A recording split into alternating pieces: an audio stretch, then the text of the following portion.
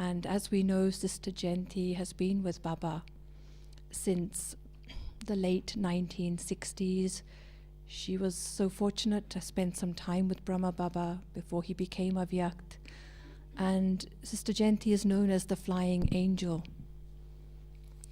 She's an angel because of her stage and because she has uplifted so many and taken them beyond their problems, their troubles. But she was also known to be flying from here to there in the world. There's times when I know she spent a night or 2 nights in different places and kept moving. And I know she does that on Zoom now, probably even more than she did before.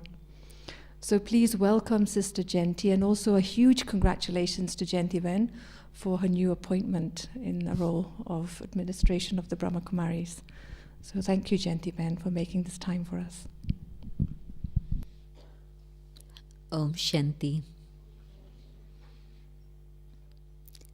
It's a pleasure for me to be here with all of you. Firstly, because I feel Mount Abu is my home rather than the bottom of the mountain. But also because I love doing Murli revision because it's a benefit for me. And so when you're doing something knowing its value for yourself, then of course it's also value for others too, and those blessings also come your way. So yesterday's Murli, summary in one word: purity. Purity, purity, and purity.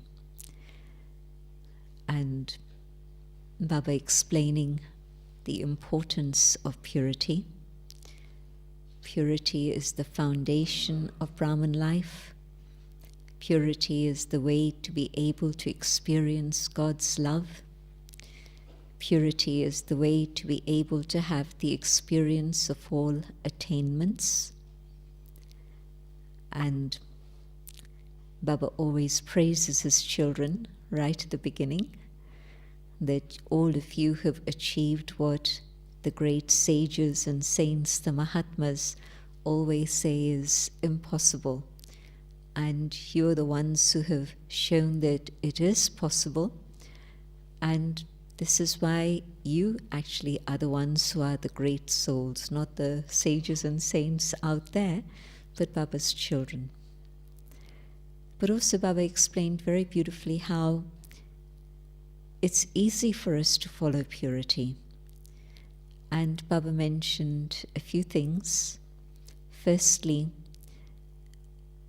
in Bhakti they have the system, and especially on Shivratri, there are some festivals in which there's a lot of feasting. In all traditions, there are festivals which are a lot of feasting. But Shivratri is not one of feasting, but rather it's one of fasting. And the Hindi word, there can be many different words for fasting in Hindi, but the word that Baba was using was vrat. And vrat on the one side means a fast, but also it means a commitment, a promise. And so Baba said, well, how are you able to manage this? What is it that enables you to manage it? And Baba said, well, the word fast, vrit, comes from vritti. It's connected with that. And vritti is attitude. And so when there's a change of attitude, then it's very easy to fulfill the determined thought or the commitment that you've made. And it's interesting that although the Murli wasn't a Shivratri Murli, but it was a Murli, I suppose, definitely it was one that had been spoken at that time to those who were from Punjab, because we saw Prem Benji, we saw Achal Didi. How many of you know these characters? Of course, Sona Ben and Meera Ben and Gopi Ben know them all. Nobody else? Nobody knew Prem Ben? 1, 2. And Achal Didi? 1, 2. Oh, these were really, both of them, really amazing souls. And their power of purity was enormous, huge, really. You could feel their presence So they were sitting, when they were showing that video, they were sitting there in the front row. So definitely it was played, it was spoken to the Punjab group at that time. And so I think they selected it for that reason, because now it was the turn of Punjab. But it was interesting because, especially at Shivratri, there is the fast, there is the promise, there is the commitment made to God. So all of these things were there in the Murli. It's interesting how things come together in a synchronistic way. So Baba talking about all of that, but Baba then saying that if you simply have that change of attitude towards another, that they are my brother, and of course your attitude also changes your vision. And so when you see them as your brother, then what are your feelings? And also when you yourself are stable in that awareness of soul consciousness, what is it that happens then? Then you have nothing but pure feelings and good wishes for them. And so Baba, right from the start, broadened out that whole subject of purity, which sometimes we just think is connected with celibacy, and yes, definitely that is a foundation that Baba was talking about. But Baba very quickly broadened it out to this idea of how is it that I'm seeing another? What is my attitude towards them? And I'm remembering a situation in which I was in the 90s maybe, and there was a person, not in London, another country, but we were working closely together in many different ways. And I kept coming into a bit of a hoo-ha with them. And it wasn't big, it was more subtle, but it was definitely a friction that was there. It wasn't smooth running. And I stopped and I asked myself the question, well, why is it happening in this way? And I decided that it must have been a Murli that Baba had spoken on, vritti, attitude. And so I started to explore my own attitude internally. And sure enough, I found that there were things that had happened early on that had impacted the way in which I saw this individual. And so I was lucky that I was able to see that, a few incidents that had happened very early on. And when I started to work on those and let go of those, then I could feel my attitude changing towards them. And lo and behold, I don't know whether they were going through the same process or whether it was just one way, but whatever it was, probably they too, they were Brahmins, so they were going through the same. And this next time we met, everything was absolutely smooth, very, very sweet. And it stayed that way. And she's still around, and I'm still around, and we don't need to interact so much anymore. It's occasional rather than regular. But whenever we do connect, it's definitely a feeling of good wishes, pure feelings for each other. So I know that transformation in terms of attitude is such a major thing. And yes, it does work in a very powerful way. So when Baba speaks, then there are things that you've experimented with and you instantly resonate with those. And then there are things maybe that you haven't yet experimented with. And so then there's going to be time or homework. Baba gave us a lot of homework yesterday. It's for homework to be done as the next step for progress. And so Baba spoke about purity in terms of our thoughts, our words, our actions, our relationships, our connections, all of these things. So sometimes it might just be in the mind, an attitude. Sometimes it can actually get expressed in words, and sometimes even in actions. For example, you'll say, no, I don't work with this one, I can't manage with them. And you separate yourself from that opportunity. And every opportunity of service is an opportunity for fortune, not just in terms of doing things, but also in terms of learning and growing and changing. And so to shut a door on opportunity is going to be my loss, but if I'm able to stay with it and work through it, it's going to be of huge benefit for me also.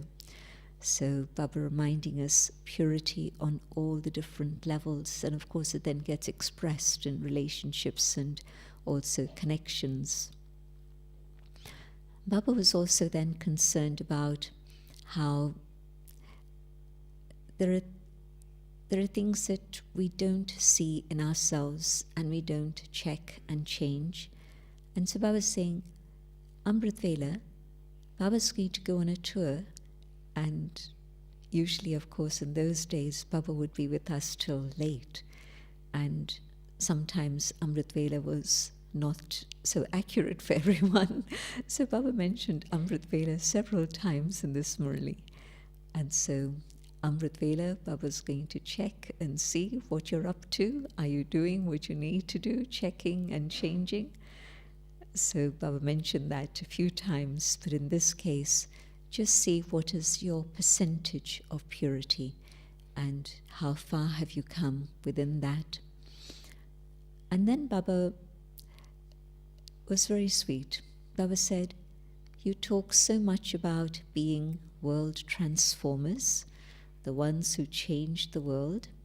And of course, being a world transformer means that you're changing nature, you're changing matter, you're changing the 5 elements even. And so, are you a master, almighty authority, the child of the one who is the almighty authority? And if you are, well, how come you're not able to change yourself? And if you are one who can change yourself, then you can definitely change others around you also. And yes, then you can make the claim that, yes, when I change, the world changes too. Then you're going to be able to have an impact on the world around you, and from that, on the bigger world too. So Baba was quite straightforward with everything. If you are a master almighty authority, how come you can't change yourself yet? And so where have all your powers gone? What's happened to you? So Baba reminding us very much about that transformation, that purity means transforming yourself. That was another definition that Baba was giving throughout the Murli. Transformation, transformation. And that is the making the impossible into possible. And then Baba quoted 3 different aspects that make us trip up in that whole subject of purity and transformation. And I'll share the Hindi words with you first because they all go together very much. So one was Swadarshan, Chintan, and Mat. And so where you're thinking about others, where you're looking at others, and thirdly, where you're then following the instructions of others rather than Srimat. And all of it is par, outside, whatever there is outside, rather than swa, what's going on inside. And so, in that subject of Parchintan, where does it begin? It begins with lack of soul consciousness. I'm not willing to look at myself. It begins with Pardarshan, looking outside myself, looking at others. And this is where all sorts of excuses and reasons and carelessness comes in. So I'm looking at others, and all this is creating waste thoughts within me. And so the train of waste thoughts has started, and it's going to be very difficult to stop it. And so how am I going to do that? And of course, once the train has left the station, then it's already gone quite a way. But Baba reminding us that whose instructions are you following? Are you following the instructions of others, or are you following instructions from Baba? And the problem with the vision out there is that then there's no time to look at the self. If I'm occupied in looking at the self and bringing about change within the self, then there's no time to be looking outside. And if I'm looking outside, there's no time to look inside. And so definitely looking out there, body consciousness and extroversion rather than introversion, and in that looking outside and all the waste thoughts that keep coming. And maybe it's actually, Parchin then is also connected with gossip. So it's not just my waste thoughts, but it's usually negative thoughts also, because there's going to be an element of things that I see that I'm not comfortable with, that I'm not happy with. And so I can't control things outside, that's the problem. I don't even manage to control things inside, but at least Baba's giving me power. And if I'm willing to take God's power, then I'm looking at what's going on inside, and I'm able to come to that state of control of what's happening inside. Outside, how can I possibly control others? There's no way, really. I think maybe I'm in charge and I can control, and they'll do as I wish while I'm there in front of them. And as soon as I turn my back, things are going to go haywire.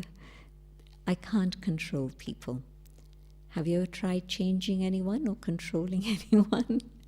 And if you've tried, then you know that it doesn't work. It really doesn't.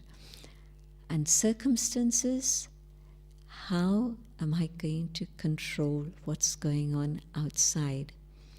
You know, we have all these astrologers and we have all these people who have forecasts and planning and everything. Who could have predicted that COVID was going to last for a minimum of 2 years? It's still going on, but I know that the astrologers, people send me little snippets on WhatsApp, and there were a few astrologers who are very famous, and they were saying in 2020, by the time the summer comes, things will change. And then they stopped talking when things didn't change, rather they got worse. Literally, there were no more predictions that anybody was sending me about when Corona was going to finish. And of course, it hasn't really finished, but things have changed. So nobody could predict that.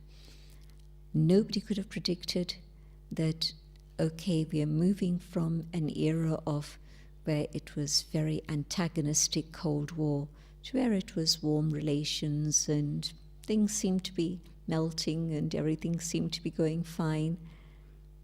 And then suddenly you see from outer space or above all these satellite images of troops gathering and borders, and then you're getting not just predictions but intelligence coming from different countries saying, yes, there's something brewing, something's going to happen, and it's escalating, and now there's a sort of threat that might be nuclear. My gut feeling is that it's a rehearsal for us. I could be totally wrong, and if we're all asked to go home tomorrow, I don't know. But my gut feeling that we're coming to the brink and things will calm, but it will have been maybe, I hope, a big wake-up call for Brahmins. That, yes, we've been hearing the tiger's coming, and when it really is time for the tiger to come up slowly, then we say, no, I've heard this often enough, it's not going to happen. So my point that you can't predict what's going to happen in terms of the world out there.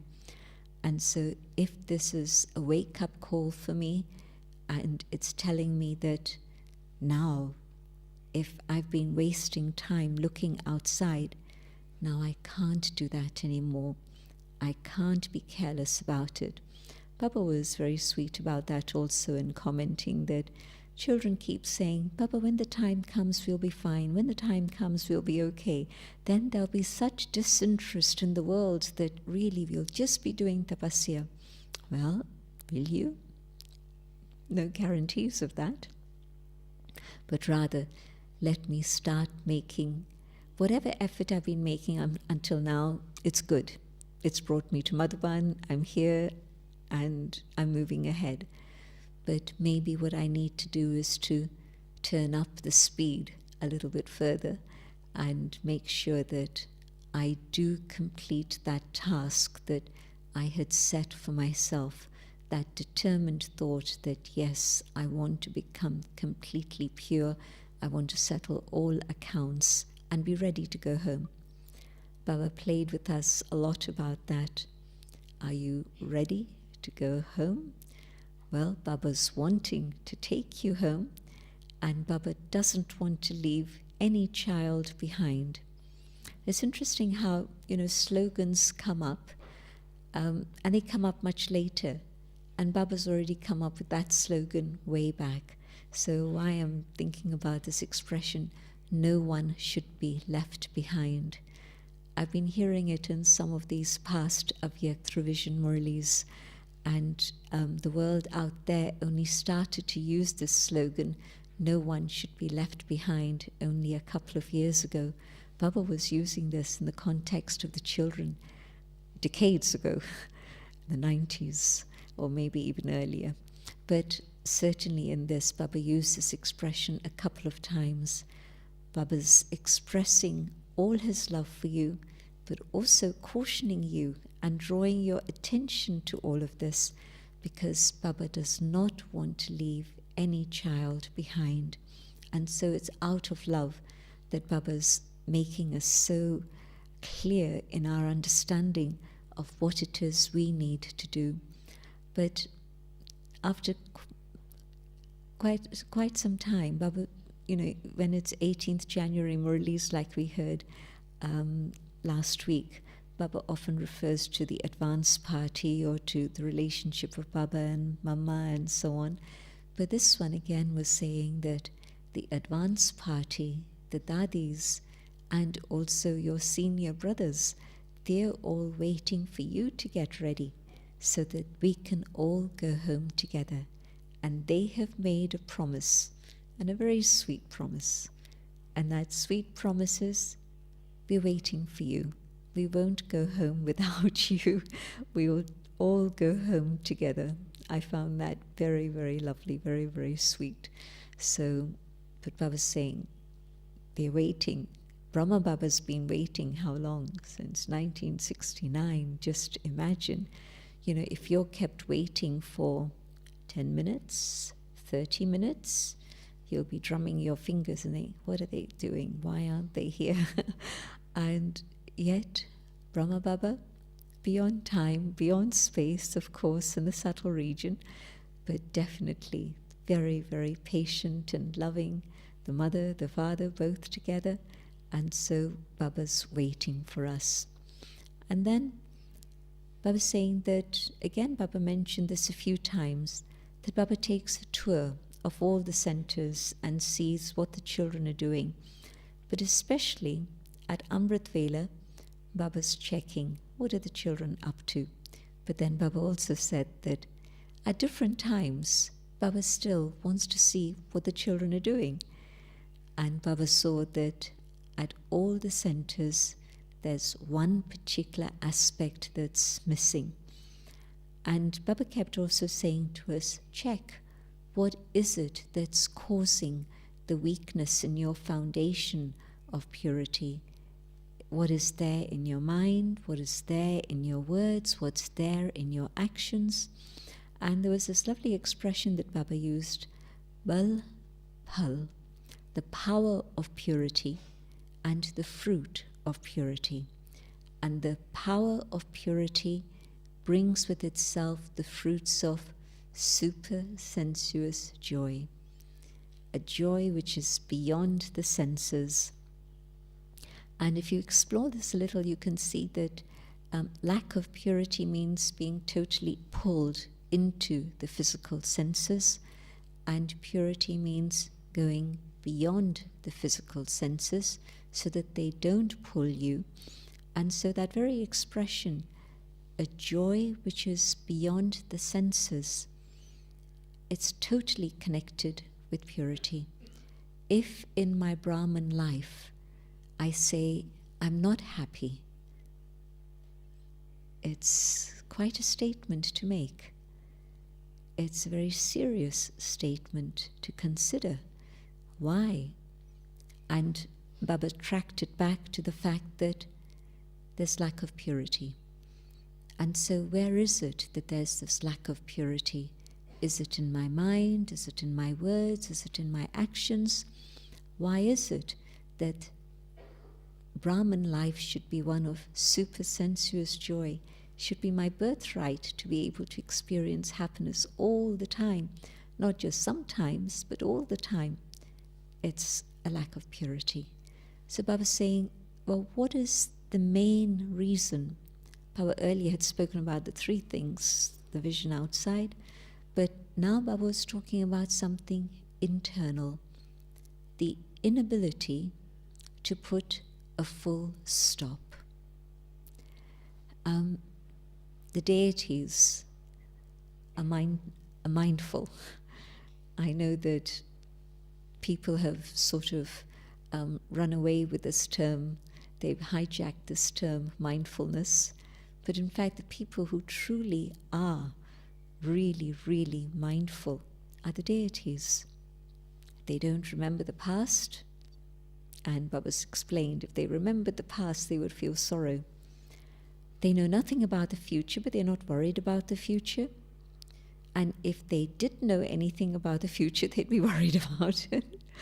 And so they know nothing of that. They're totally present in the moment. And at what point of time do we develop those sanskars? It's not going to be up there. It's not going to be in Satyug. My very entry into Satyug is my preparation today. And so to what extent have I developed that state of purity so that I am able to put a full stop? And that is purity, and that is yoga. Yesterday, Brijmon Bhai said that Baba's given us a very new definition of yoga. And he then commented on this particular point that Baba had made, because Baba remembered the slogan that we always used to use in early days, Pavitra Bano Yogi Bano, be pure, be a yogi. And so purity, yes, Baba had explained a lot about that, but also then a yogi. And surely a yogi means mastery over myself. Firstly, the physical senses, that's yoga, but also then over my inner faculties. And how am I going to put a full stop? If I have mastery over my thoughts, then I can put a full stop. If I don't have yoga power, I'm not going to be able to put a full stop. And of course, when I can't put a full stop, then those waste thoughts interfere in my yoga also. But Baba's definition of be pure, be yogi, put a full stop. And that's mastery over the self. And so Baba commented on how there's different stages within that also. That stage where instead of being able to put a full stop, you apply a comma. And at that point, Baba commented that when you're applying a comma, what's happening then is that you're thinking of others. Well, they don't do this. Well, why should I do it? So where I'm looking at others, that's the pause, the comma.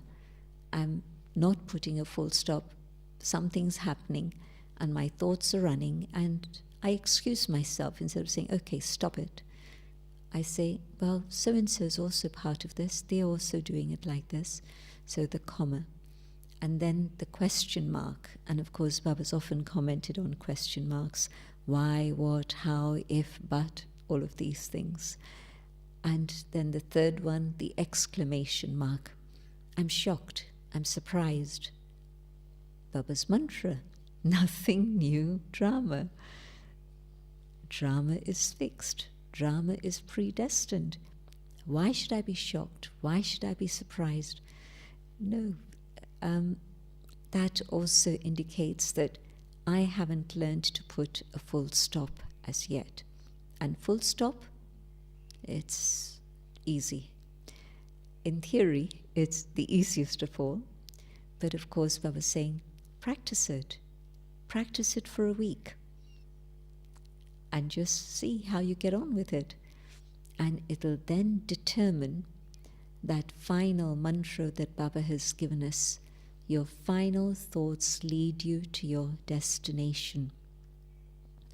And always this question comes, well, is it just that one thought? But that one thought is determined by all my other thinking that's been going on. If my other thinking has been about others, if my thinking has been about why and what, so that's going to take me off in different directions. It's certainly not going to lead me to God, and it's not going to lead me to my own highest destination or what it is I could have achieved otherwise. So Baba connecting that full stop. If you're not able to put a full stop now, practice it, give attention to it, and just check yourself. The whole subject is about introversion and checking myself. Sometimes it's easy for others to point out, sometimes it's not easy, but certainly it's only Baba and me who know what's going on inside.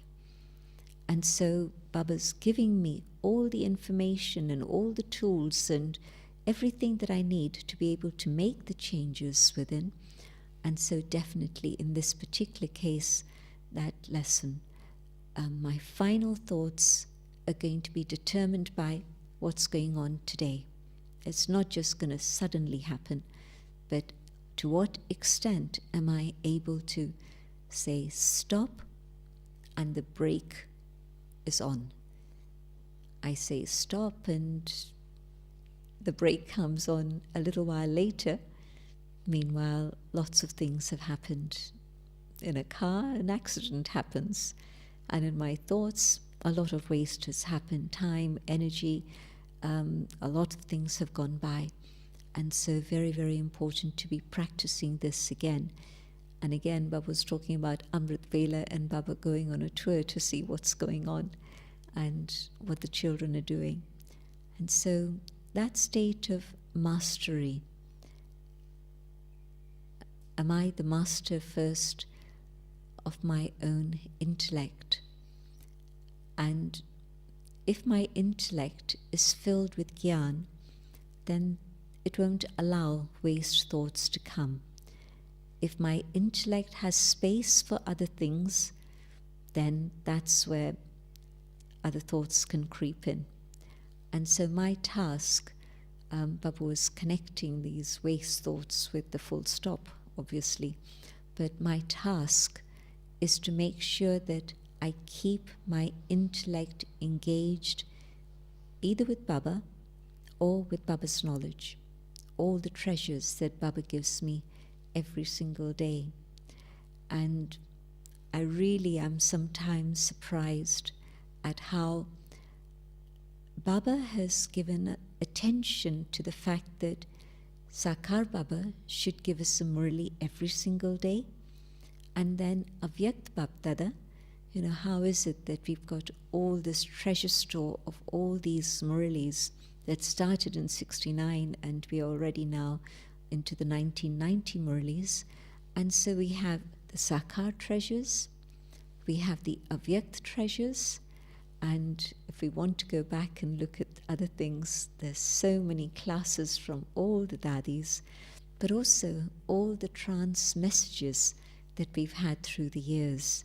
Amazing detail about the quality of effort that we need to make and how to be able to make it. So sometimes you come across something by chance and it really touches your buddhi, your intellect, and you keep it there.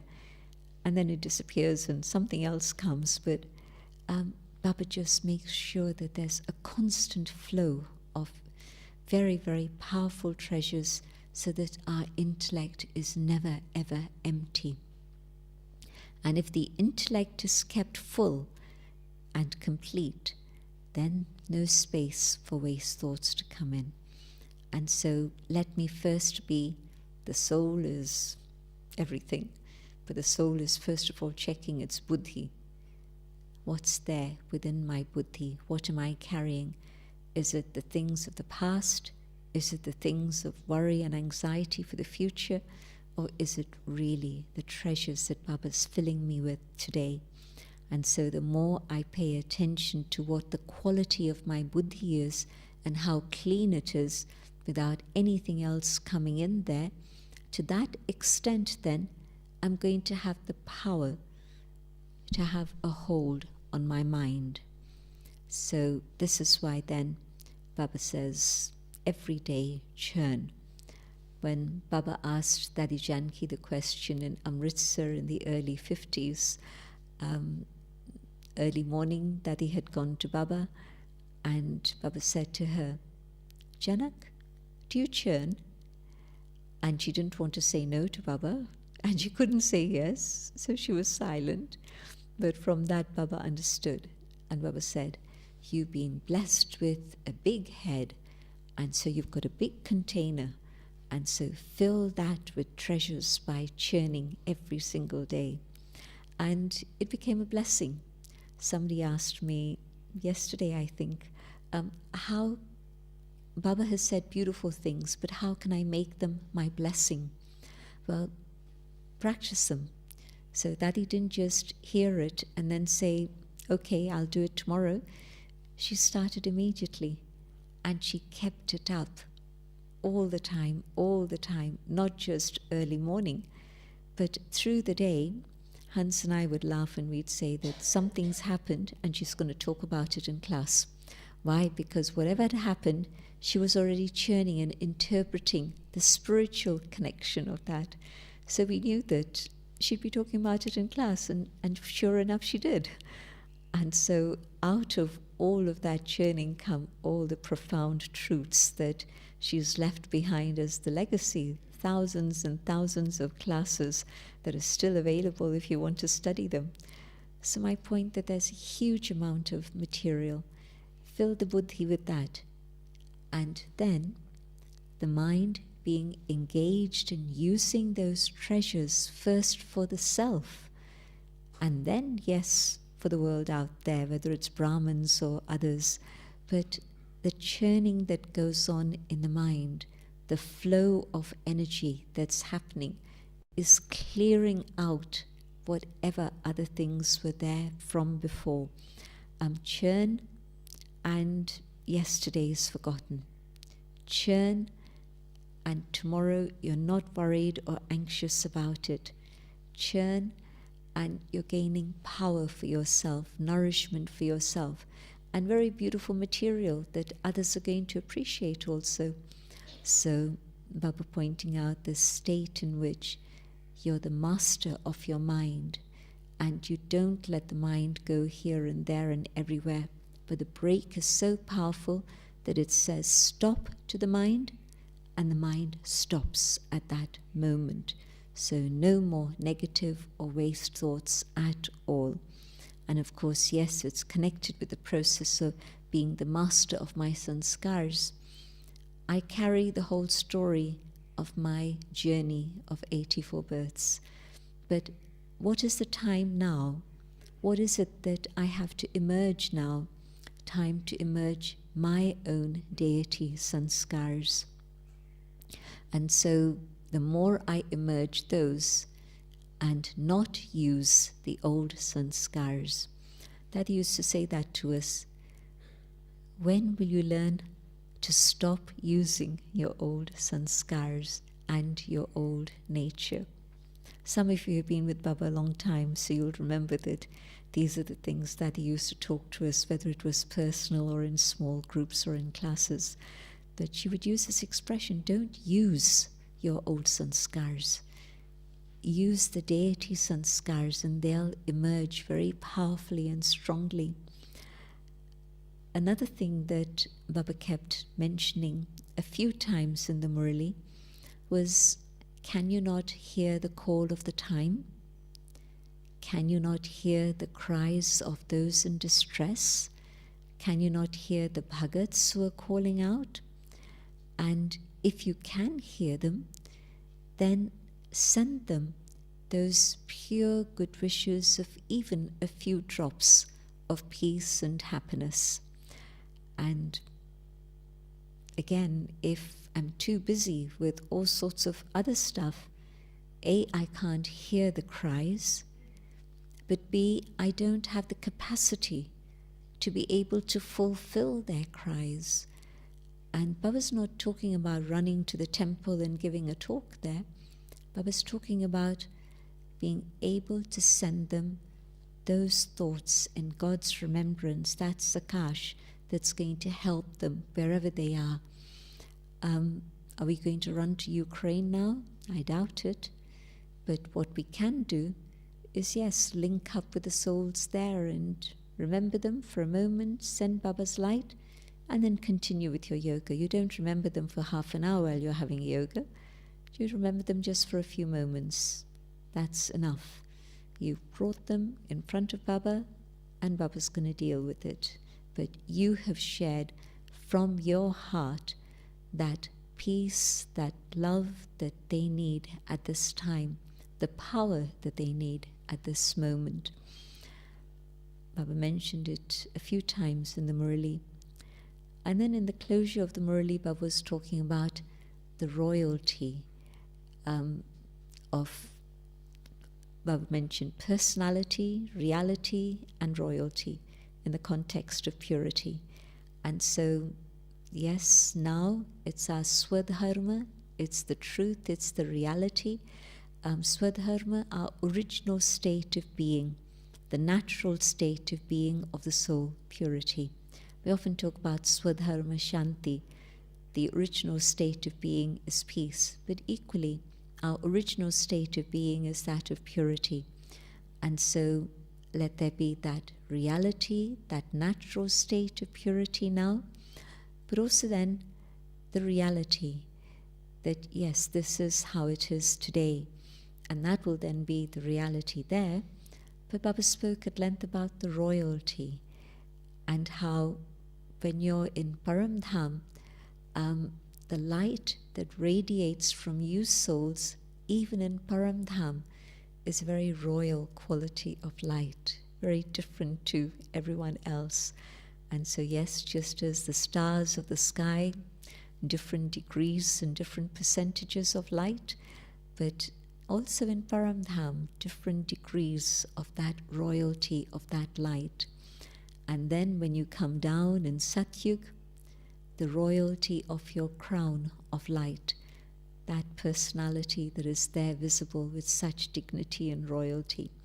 And then in the Copper Age, fascinating how Baba mentions that when people go in front of the deities, the images, not the real deities, but just the images of the images still have such power that people are able to experience peace. People are able to experience the fulfillment of their desires, that state of purity where they're able to speak to the deities with the truth of what's going on in their life and in their hearts. Amazing.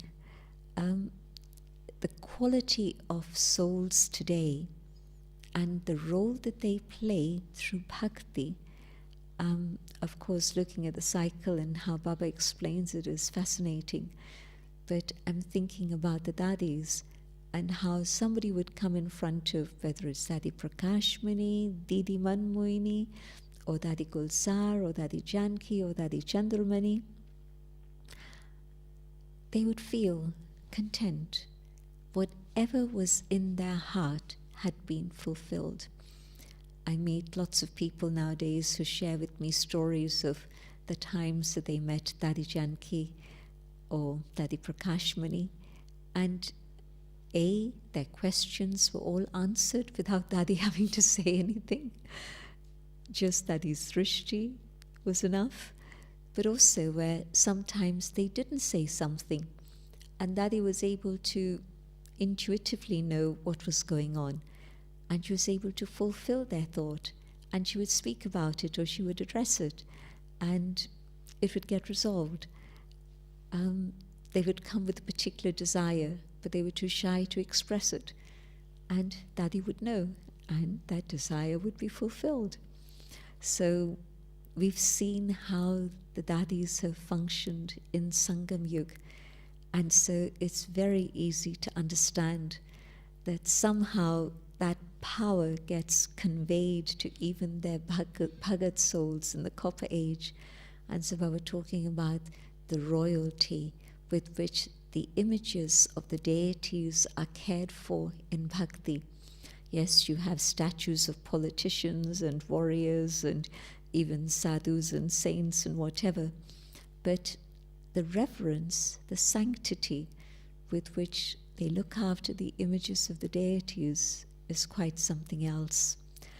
But of course, Baba always connects it with Sangam Yug. What you're doing today, that's going to be what the deities, how the Bhagats treat your image, your deity image at that time. So now today Baba was talking about the royalty with which the Bhagats care for the deities. And so the word royalty came up quite a lot. Personality, royalty, reality. And so purity is all of that.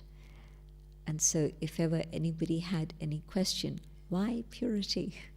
Well, Baba's Murli definitely answered everything about that. So very, very important to just go into the depth of the self and see, what is the quality of my purity? Is it absolutely as it should be? And am I bringing it to the stage that Baba wants to see in me? There's another very lovely passage that Baba mentioned, in which Baba said at first, your purity gives you happiness, and when you give happiness to others, you receive blessing. Baba used the word dua, good wishes. Let's change the language. The dua that you get those good wishes from others, and you've given good wishes to yourself. And then a bit further on, Baba said how when you really have purity, then there are 3 types of vardhan, blessings that you receive. Firstly, you bless yourself. Secondly, you receive blessings from Baba because Baba sees you as a worthy child. And thirdly, you receive blessings from the senior instruments who are responsible for taking care of the family, because they again see that and they appreciate it. So that was also very touching, how Baba mentioned what you do and the result of what you're doing, and the feeling that you get from others also. If others are seeing me with that love and giving me blessings, you can feel it. And if they're not, you can feel that too. And I've been remembering how in a small gathering way back in the 80s, we were still in Pandav Bhavan in those days, and it was with a group of teachers after lunch, and in those days Dad used to say, come and have fruits with me, and there'd be a plate this big full of all sorts of varieties of fruits for everyone. And there was chit-chat always, so Daddy asked the question, what effort are you making? And everybody answered, about 30 of us. And then somebody asked Daddy, what effort are you making? And Daddy's response was, when I leave, I want to make sure that out of everyone's heart, there's only good wishes for me, dua. Sabke dil se dua nikle. That everybody should give me nothing but those good wishes from their heart. And it stayed with me all these years, because sometimes you do a lot of service, but is it bringing me blessings? Is it bringing me good wishes from others? And so Dadi, of course, she never stopped doing service. She was continually doing service, but way back in the 80s, and just imagine she carried on for another 27 years after that. But it was this motivating thought: am I able to receive blessings from what I do now? And so think about it.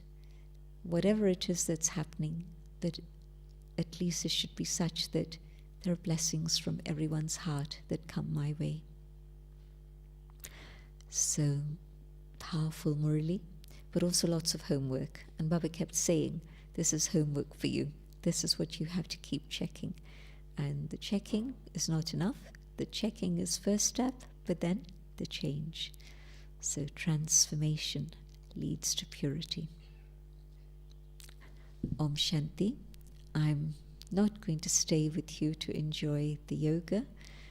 I have to be downstairs and on the stage. They've got a program starting at 8 o'clock that's going to finish at, they say, maybe 10:30, but that means who knows. So I take your leave. Om Shanti. Thank you so much, Jayanti Ben, from us, but more than us, it's all those online who have also been enjoying your class. Must be thousands. And we remember that we are here to give blessings. So whether Ukraine or anyone else, we've got time, half an hour now, with Sister Meera, who will join us for meditation. Thank you, Jayanti Ben. Om Shanti. So we can prepare ourselves for half an hour of hearing the calls and responding as angels. And those who are online, please stay with us and let's send out that Sakash to the entire world. Om Shanti.